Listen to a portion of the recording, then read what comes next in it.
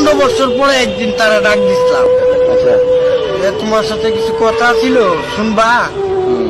না, শোনার কাম তো শেষ, হ্যাঁ। এখন আর শোনাশুনি দরকার নেই। আচ্ছা, পরে তুই মনে করেন আমি বাইতে বেরিয়ে তাইলে মনে হয় যে সে যদি আপনাকে গ্রহণ করতো আপনার জীবনটা এরকম হইতো না, না? না।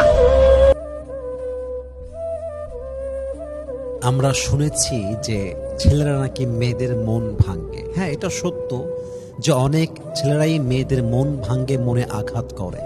কিন্তু মেয়েরা যখন আঘাত করে, পুরুষের রুহে আঘাত করে, এমনভাবে আঘাত করে যে পুরুষটা একদম ভেঙে চুরে চূর্ণ বিচূর্ণ হয়ে যায়।